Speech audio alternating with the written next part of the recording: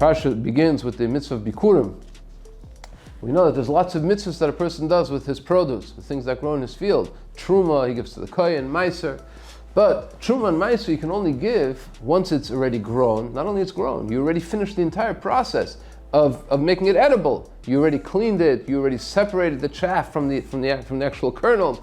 And then when you have the ready produce, then you give truma, you give meiser. The Zohar says to do it before that is like dealing with a child before he has a bris milah. It's not ready yet for mitzvah. Mitzvah is when it's ready to be eaten. Then you can start giving to truma and meiser. But bikurim, we know the mitzvah of bikurim is an exception to this. The bikurim begins, the mitzvah of bikurim begins when it's still growing. It's still in the tree. It's still growing. You see something starting to grow. You have to tie a string around it and say, this is bikurim, this is going to be bikurim. You're going to bring it to the kohen much later when it's already grown, but already now, why is the mitzvah of bikurim? It begins before any of the other mitzvahs that are connected with produce that grows in our fields. Shem Shmuel explains this as follows. We know that one of the things that Chazal say, the Torah was created because of Torah, because of the Jewish nation.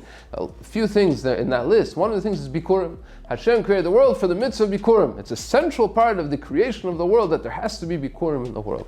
Shem Shmuel explains as follows. We know the Adam Arishan says in all the Sfarim bring this idea in one way or another, in one form or another, that the Adam Arishan was created clear, pure, without a Yetzer Hara. There was no Yetzer Hara in Adam Arishan. There was no voice within him telling him, do this sin, do that sin. What was there? There was the Nachash. There was this snake, which symbolizes an external force which tried to entrap him to sin, to eat from the Eitz Hadas.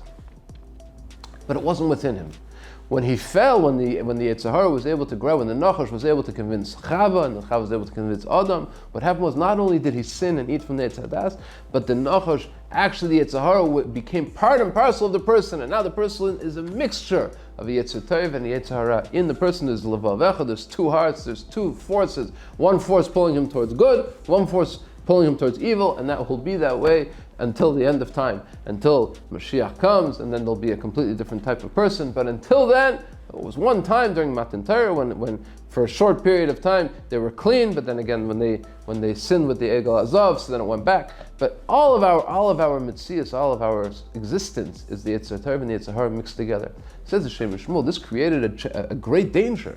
This could have been the end of all man.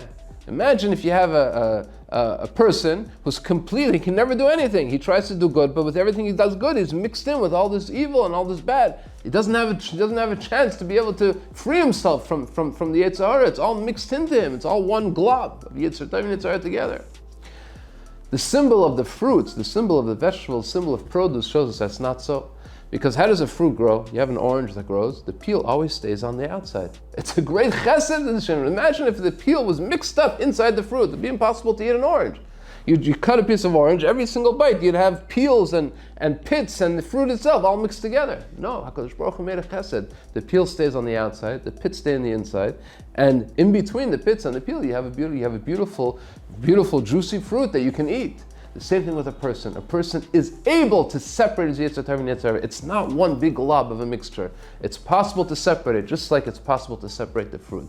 That's the secret of Bikurim. And when the Torah tells you to go out to the field and point to the fruit that's just starting to grow and say, Kadosh, this is Bikurim, and I'm going to take this to the Beis HaMikdash, to the Kohen, it's the same thing that he should say to himself, symbolizing that a person should say to himself, especially now, says the Shem Shmuel, we always read Ki Tavo 2 weeks before Rosh Hashanah, and we're right in the middle of Chodesh Elul. We say, how can I start getting ready for Rosh Hashanah? How can I start getting ready for Aseret Tumei Tshuva, for Yom Kippur?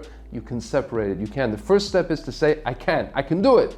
Just like the Bikurim I can do while it's still growing on the tree, I can also fix myself even though I'm still growing. I'm still not there. I'm not at the Tshuva yet. But today, I'm confirming that there's two separate parts to me. There's the Yetzer Tov and the Yetzer Hara. They're not mixed together. I can separate them.